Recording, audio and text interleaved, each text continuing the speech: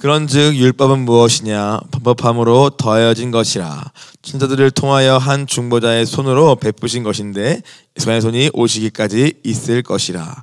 그 중보자는 한편만 위한 자가 아니나 하나님은 한 분이시니라.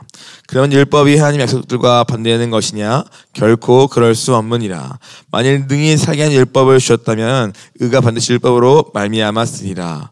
그러나 성경이 모든 것을 죄 아래에 가두었으니 이는 예수 그리스도를 믿음으로 말미암은 약속을 믿는 자들에게 주려 함이라. 믿음이 오기 전에 우리는 율법 아래에 매인 바 되고 계시될 믿음의 때까지 갇혔느니라. 이같이 율법이 우리를 그리스도께로 인도하는 초등교사가 되어 우리로 하여금 믿음 말미암아 의롭다함을 얻게 하려 함이라. 믿음이 후로는 우리가 초등교사 아래에 있지 아니하노다. 너희가 다 믿음으로 말미암아 그리스도 예수 안에서 하나님의 아들이 되었으니 누구든지 그리스도와 합하기 위하여 세례를 받은 자는 그리스도로 옷 입었느니라. 유대인이나 헬라인이나 족이나 자유인이나 남자나 다 그리스도 예수 안에서 하나이니라. 너희가 그리스도의 것이면 곧 아브라함의 손이요 약속의 유업을 이을 자니라. 아멘. 주님, 우리에게 이 예수님을 보내주심에 감사합니다. 그 예수님을 우리가 그냥 머리로만 알고 또 입술로만 고백하는 것이 아니라 정말 이 율법 앞에 섰을 때에 하나님의 진노를 피할 수 없는 그러한 절망적인 죄임을 깨닫는 은혜와 함께 오늘 그로 말미암아 우리에게 선물로 보내주시는 그 예수님을 나의 영원한 구주요 또 구원자로 영접하고 또 매일마다 주님과 동행하는 그러한 믿음의 삶을 살기를 간절히 소원하오니 주님, 이 갈라디아서와 함께 오늘 나의 자아는 끝나고 오직 예수 결론나는 우리 모두 되게 하여 주시옵시고 오늘 하루도 나는 죽고 예수를 사는 그러한 믿음의 삶을 살 수 있도록 성령님 인도하여 주옵소서. 주께 부탁하오며 모든 말씀 우리 주 예수 그리스도 이름으로 기도하였습니다. 아멘. 계속해서 율법과 이 믿음의 관계, 율법과 예수 그리스도와의 관계가 어떻게 되어 있는가 이런 얘기를 3장 내내 하고 있습니다. 특별히 오늘 본문은 그 율법이 과연 무슨 역할을 하고 있는가, 율법을 주신 목적은 무엇인가, 그것은 과연 선한 것인가 아니면은 불필요한 폐기되어져야 할 옛것에 불과한 것인가 라는 질문이 앞에 놓여 있습니다. 19절에 보니까 그런즉 율법은 무엇이냐라는 말로 시작합니다. 율법이 대체 무엇이냐? 율법으로 구원받는 것도 아니라면, 그리고 믿는 다음에 율법을 지키는 것이 오늘 구원의 필수 조건이 대체 아니라면 이 율법은 대체 무엇이냐라는 질문이 있는 것이죠. 그럴 때 바울은 이렇게 설명합니다. 율법은 무엇이냐? 범법함으로 더해진 것이라. 천사들을 통하여 한 중보자의 손으로 베푸신 것인데 약속의 손이 오시기까지 있을 것이라 라고 말합니다. 즉 율법은 무언가 하나님이 베푸신 것은 맞는데, 주신 선한 것은 맞는데, 여기 보니까 약속한 자손 곧 누군가 오시기까지 그것이 그냥 있을 뿐임을, 율법의 역할과 그것이 제한되어 있음을 오늘 바울은 설명하고 있습니다. 21절에 보니까 율법이 그렇다면 하나님의 약속들과 반대인 것이냐 라고 했을 때 오늘 그렇지 않다.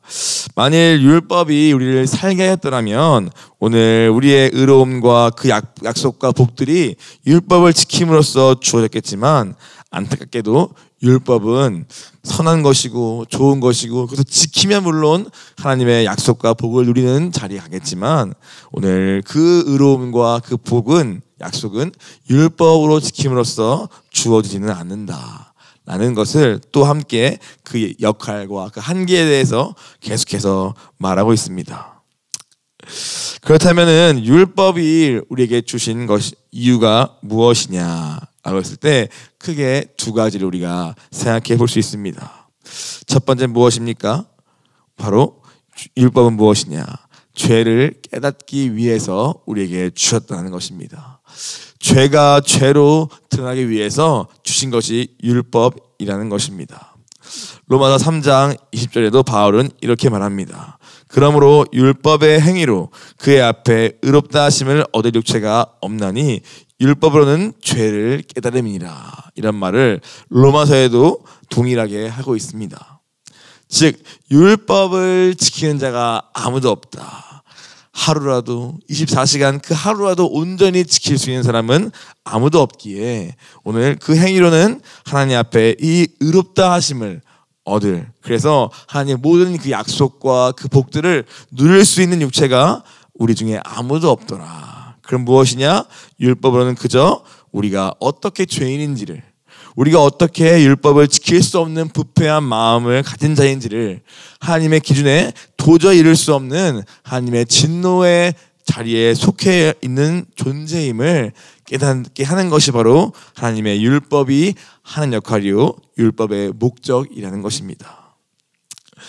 우리가 어떻습니까? 우리도 막연하게 이것이 양심에 의해서 이거는 죄지, 이것은 악한 것이라는 것을 막연하게 분간할 수는 있고, 요즘 시대는 더욱 그것마저도 희미해지고 있는 시대에 있지만, 오늘 그래서 간음이든 어떠한 우리가 보기에 악해 보이는 것들이 다 합리화되고 미화돼서 죄가 죄인 줄 모르는 자리에 오늘 있지 않습니까?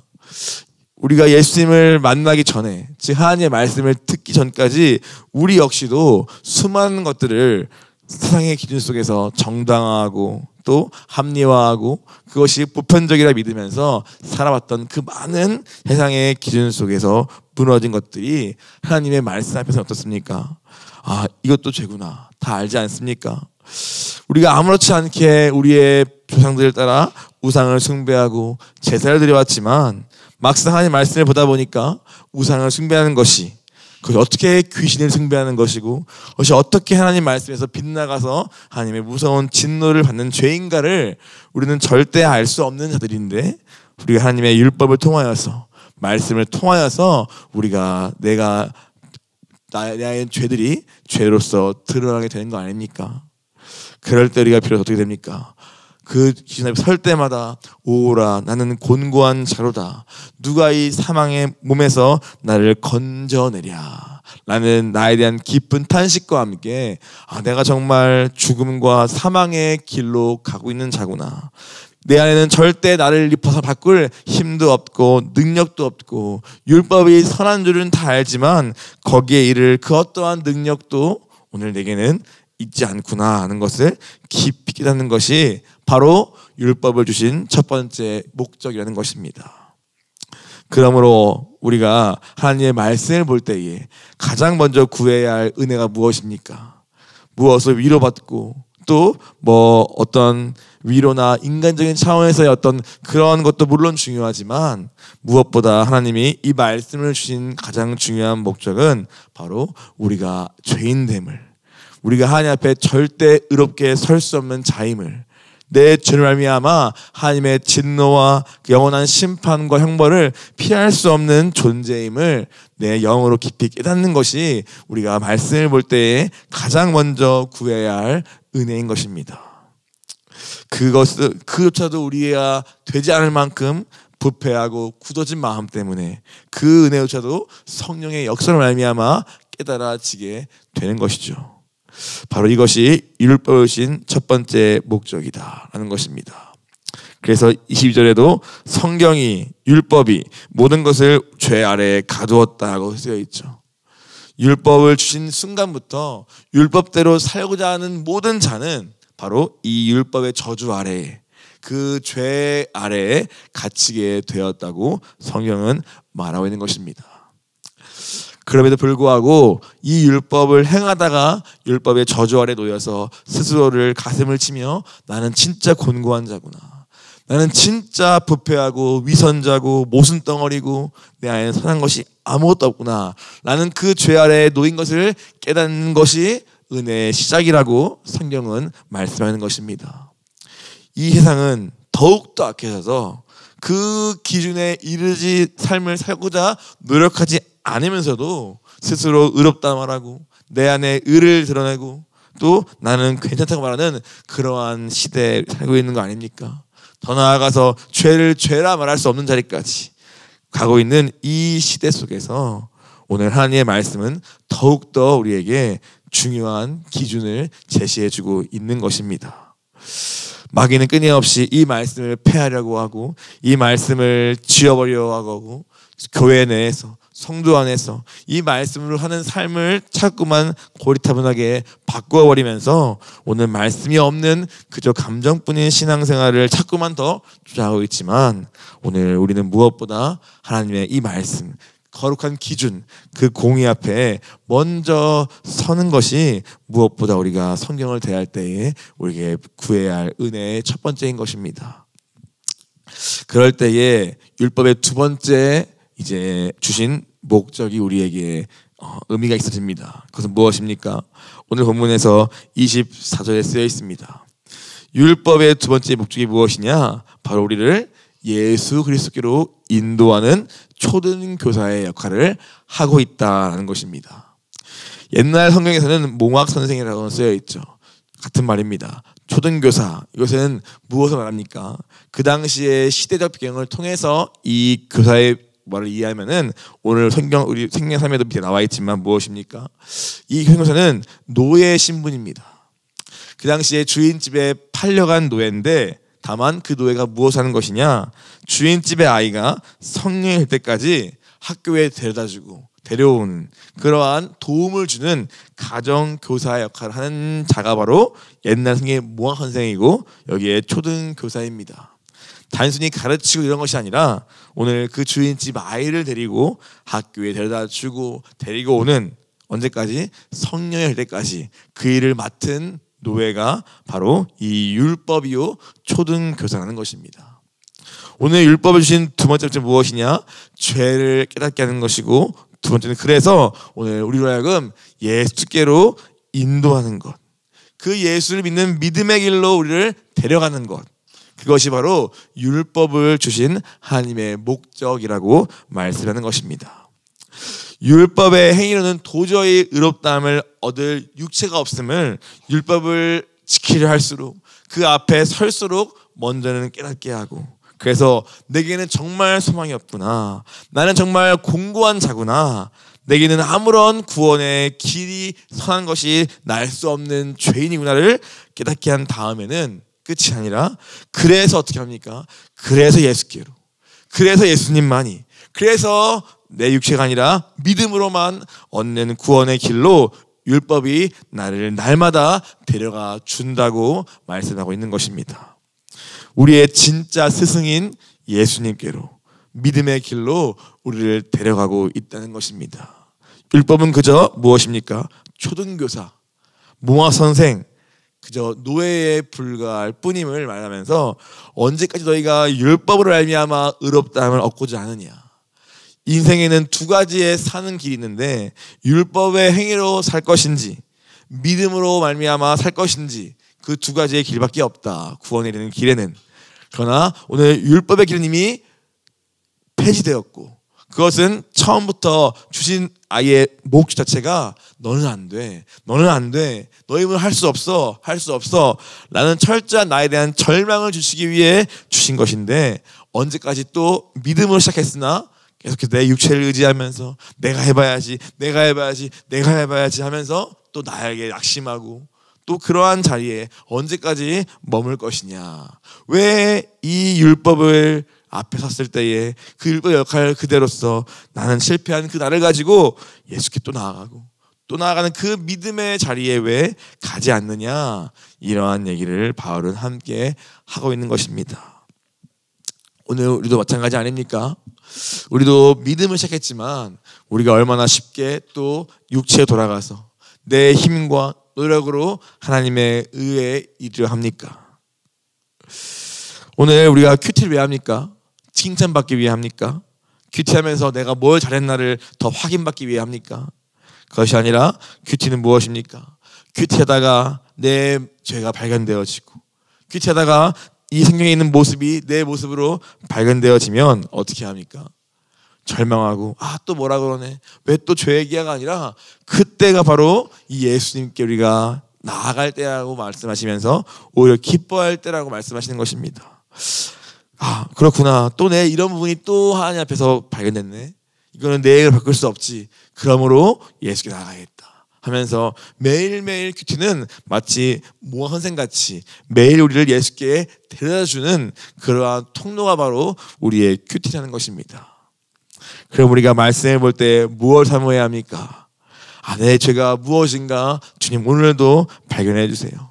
오늘도 율법 앞에서 말씀 앞에서 내가 여전히 오늘 버리지 못한 여전히 그가 살고 있는 오늘 나의 하나님 보시기에 기뻐하는 무엇인가 주님 보게 해주세요 라고 구하고 그 죄를 가지고 나의 유일한 선생이시신 나의 구원자이신 예수께 들고 나아가 그분을 만나는 것이 오늘 우리가 말씀을 볼 때에 우리가 구해야 할 은혜라고 말씀하시는 것입니다. 이것이 얼마나 우리에게 소망이 됩니까? 얼마나 우리에게 기쁜 소식입니까?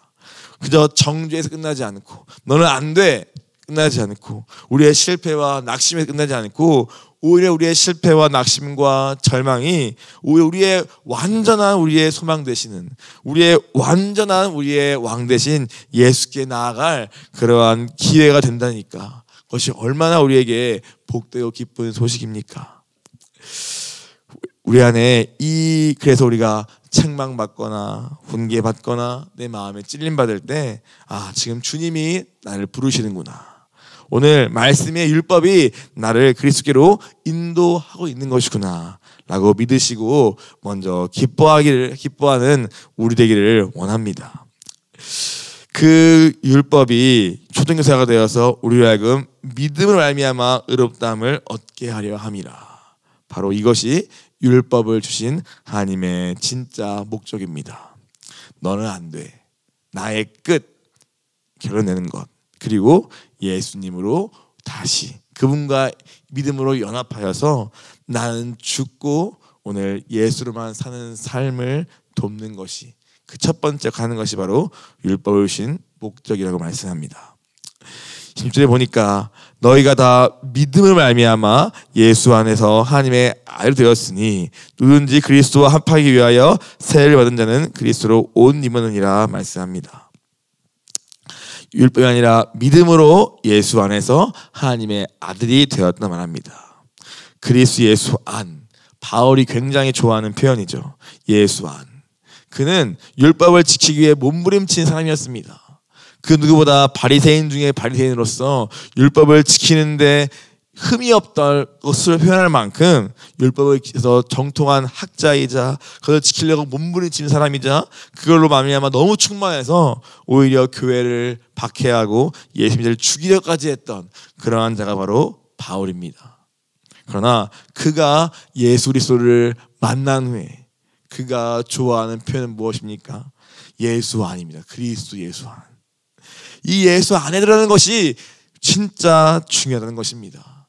어떻게 들어가는가? 율법으로는 못 들어가고 오늘 율법으로는 그저 내가 안 되면 깨달았는데 믿음을 가지고 그 예수 안에 들어갈 때 그 예수 안에 예비된 모든 신령한 하늘의 복들을 다 누리고 받게 될 뿐 아니라 그 예수 안에 들어가서 그 영을 따라 살 때에 그동안 절대 지킬 수 없던 율법의 요구까지 내게 이루어질 수 있음을 그는 말하면서 예수가 전부다. 그 예수님을 날마다 만나고 예수 안에 날마다 믿음으로 들어가 그와 연합하여라 라는 것이 신앙의 핵심임을 그는 말하는 것입니다. 로마서 8장 5절은 말합니다. 육신을 따르지 않고 그 영을 따라 행하는 우리에게 율법 요구가 이루어지게 하려 하심이라 말합니다. 그 영을 따라, 그 예수의 영을 따라 내 육체가 아니라 내 노력과 내 의지와 내 힘이 아니라 나는 할 수 없으나 믿음으로 예수 안에 들어가 그 영을 따라 살 때에 우리에게 율법의 요구도 이루어질 수 있음을 말씀하고 있고 그 영을 따라 살 때에 우리의 몸의 행실도 죽일 수 있음을 바울은 로마서 8장에 구구절절히 그것을 쓰고 있습니다. 이것이 바로 믿음의 삶이다. 이것이 바로 믿음으로 예수 안에 들어가 거하는 자의 삶이요 복이다라고 말하고 있는 것입니다. 그러므로 이 믿음을 이렇게 좋은 것을 받고도 어찌하여 또 옛 것으로 돌아가서 왜 육체로 바치려고 하고 왜 율법을 지킴으로써 뭔가 나의 의를 증명하려 하느냐. 라고 우리에게 반문하면서 우리에겐 잘할 것이 아무것도 없다. 오직 주 예수 그리스도 그분의 십자가 외에는 우리에게 잘할 것이 아무것도 없다. 라고 그는 분명한 결론을 내고 있는 것입니다. 오늘 우리도 무엇을 사모해야 합니까?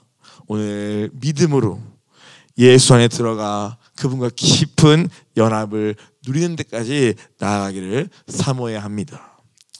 날마다 큐티로 내 죄를 발견하고 깨달을 뿐만 아니라 오늘 그래서 그것을 발견했네가 전부가 아니라 그것을 가지고 해결할 수 없는 그걸 가지고 주님 앞에 나아가서 주님께 아뢰고 주님께 자백하고 예수의 피로 씻음받고 새롭게 함을 얻을 뿐만 아니라 우리의 믿음은 바로 예수 안에 그분과 합하여 그분과 정말 나는 죽고 예수 사는 그 믿음의 깊은 연합까지 말미암아 그 예수 안에 예비된 모든 복과 그 아브라함에게 주셨던 그 모든 약속과 유업을 오늘 나의 삶에 실제로 누리는 데까지 가게 하는 것이 바로 율법의 역할과 그 위에 믿음의 역할이라고 우리에게 말씀하고 있는 것입니다. 그 믿음을 우리 다 받지 않았습니까? 은혜로, 선물로, 공짜로 받지 않았습니까? 그러면 그 믿음을 가지고 사는 삶을 우리가 부지런히 훈련해야 합니다. 우리의 이전까지는 자존의 삶이었죠. 내가 주인 되고 내가 계획하고 내가 무언가를 다 고민해서 해결해야 하는 그러한 철저한 자존과 독립적인 삶이 원래 죄인의 특성입니다. 선악과도 하나님을 떠나서 내가 살아 보이려는 자존이 출발 아닙니까? 그러한 우리의 삶에서 믿음의 삶은 무엇입니까? 철저히 나에는 어떠한 근거 가지 않고 오직 예수님만 하나님께 철저히 의존하며 마치 가지가 포도나무에 접붙임되어서 사는 것 같은 그러한 삶을 사는 것이 바로 믿음의 삶입니다. 예수 안에 들어가 사는 삶이 바로 믿음의 삶입니다. 이 삶은 우리가 부단히 훈련해야 합니다. 날마다 들어가는 뜻입니다. 날마다 나는 죽고 예수로 사는 삶. 날마다 율법에서 통하여 죄는 발견하되 오늘 믿음으로 예수께 나아가 예수님 안에 들어가 그분과 관계하며 그분과 동행하는 삶. 오늘 그 삶을 우리가 날마다 훈련하고 말미암아 오늘 말씀처럼 너희가 그래서 그리스도의 것이면 오늘 그 안에 예비된 모든 아브라함의 축복을 믿음으로 받아 누리기를 주님은 너무너무 원하시는 것입니다. 오늘 우리가 결론 내기 원합니다. 그렇구나. 내게는 아무런 선한 것이 없구나. 오늘 내 노력과 의지로는 절대 하나님의 의롭다 하심을 얻을 존재가 이 땅에 아무도 없구나. 그러면 무엇이냐? 오늘 나는 철저히 예수님께 가야겠다. 날마다 예수 안에 들어가 거하기에 힘써야겠다. 날마다 옛사람 벗어버리고 그리스도의 새 옷을 입는 믿음의 삶을 날마다 사는 것이 내가 진짜 이 땅에서 오히려 더 율법을 지키는 길이고 더 하나님의 복을 누리는 길이라는 것을 분명히 알고 오늘 이 새벽에도 우리가 이 말씀 통해서 주님, 내가 지금까지 내 육체로 내 힘으로 뭔가 하고 있는 것이 있습니까? 그것을 다 내려놓게 하시고 주님을 바라보며 그 주님에 들어가는 것이 먼저 우리의 우선 되게 해 주옵시고 그 예수 안에서 주님과 함께 오늘 하루를 살아가는 그 제가 되게 하여 주옵소서. 그 예수님과 함께 걸어가는 그 삶을 훈련하는 우리의 오늘 하루가 되게 하여 주옵소서. 이것이 우리가 드려야 할 기도인 줄 믿습니다. 함께 같이 우리 기도하겠습니다. 주님, 오늘 주님이 우리에게 율법을 주신 목적은 나의 죄인됨을 깨닫기 위해서 그리고 예수께로 인도하기 위해서인 줄 믿습니다. 하나님, 우리가 이 말씀을 볼 때에 이 말씀이 살아있는 검과 같이 우리의 영과 관절 골수를 찔러 쪼개는 말씀의 검으로 내 안에 역사하여 주셔서 모든 숨겨진 동기와 의도와 부패한 것들이 다 주님 앞에 드러내 주옵시고 그것을 드러날 때마다 오늘 즉시 예수께 나아가 주님께 나아가 그 피를 바르며 오늘 주님을 만나는 그러한 기회로 바꾸기를 원하오니 주님 우리 가운데 오늘 이 은혜를 허락하여 주시옵소서. 더 이상 내 인생이 오늘 내 노력과 힘으로 애쓰고 노력하는 그러한 삶이 아니라 오히려 예수 안에 들어가 거하기에 힘쓰는 인생 되게 하여 주옵시고 오늘 예수님과 함께 매일매일을 걸어가는 그러한 진정한 동행이 있기를 간절히 소원하오니 주님 오늘 이 새벽에 우리에게 말씀하시고 찾아오시고 만나 주옵소서. 나는 죽고 예수만 사는 그러한 인생들로 진정한 믿음의 길로 우리를 인도하여 주옵시고 그래서 아버지 우리의 삶에 아브라함을 통해 약속하신 그 모든 복이 우리에게 유업으로 누워있도록 우리의 믿음에 믿음을 더하여 주시옵소서.